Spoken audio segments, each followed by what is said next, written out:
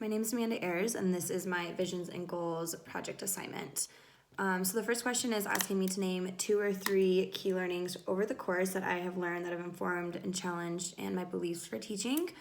And I think a big one of that is definitely knowing the responsibility of everybody in the picture.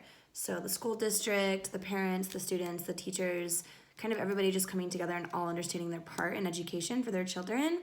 And I think the amendments that affect education are definitely a big one. I think without them, nobody would be getting very far and being able to understand kind of their place and like what's going on. I think with that, a big thing that I learned over the semester when I watched it on one of the Jeffco public schools district meetings was that our state legislature controls the spending.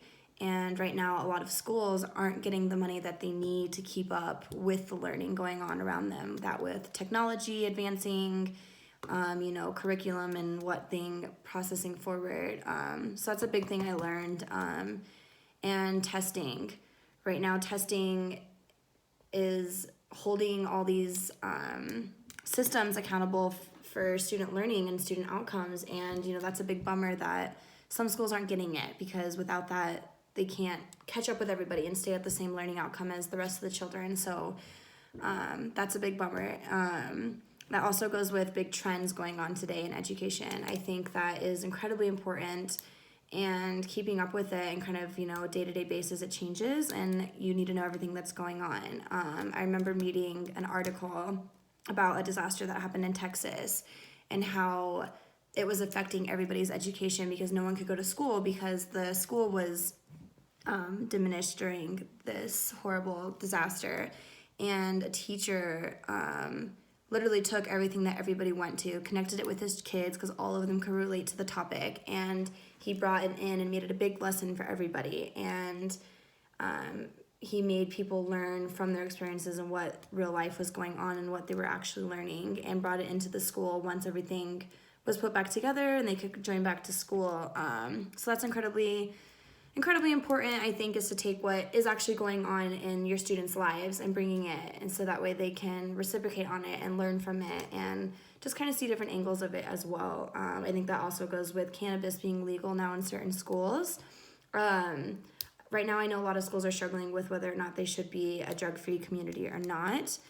A lot of people right now, last I checked, are saying yes, if it helps the student, then we'll allow it.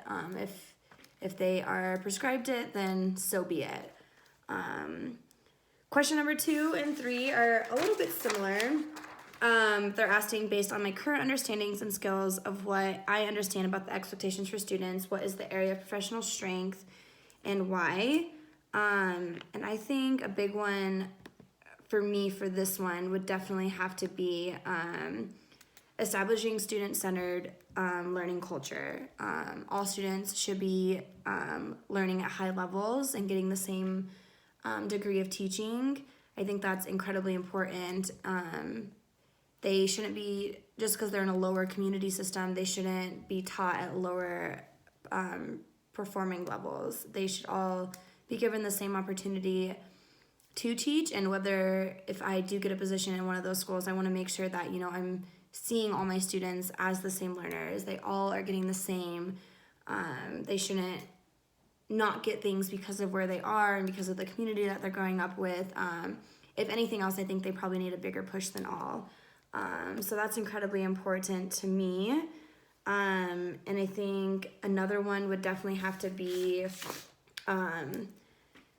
making thinking visible and using strategies and processes that help students build a deeper understanding of what they're learning. I think this is incredibly important because thinking moves. Thinking is constantly a growing system. You're learning things, you're remembering things, your retention is growing, and it's fluid. Thinking is constantly happening within inside a classroom. Whether you're saying one thing and students are going off of it, it's constantly a flow of thinking. And so I think you need to teach for others to understand.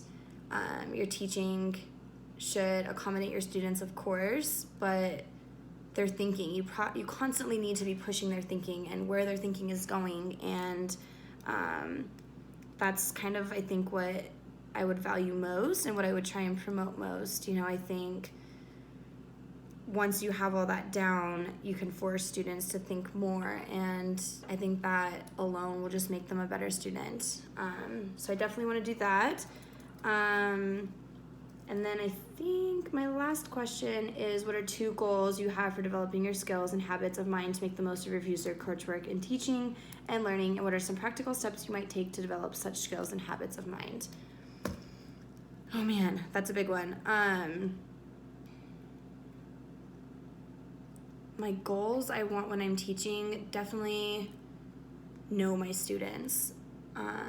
Know where they came from, know what they know what they want to learn, know their interests, know their weaknesses, know how they best learn, know basically just everything about them. And I think once you have gotten that far and once you have reached that point, your and their connection is just going to be so much more greater. And once you have that strong connection, helping them learn and helping them expand on everything else kind of gets easier from there. If you don't know your students, you don't know what to do. You don't know what they learn best, how they learn best. You don't understand how they're taking things in. You don't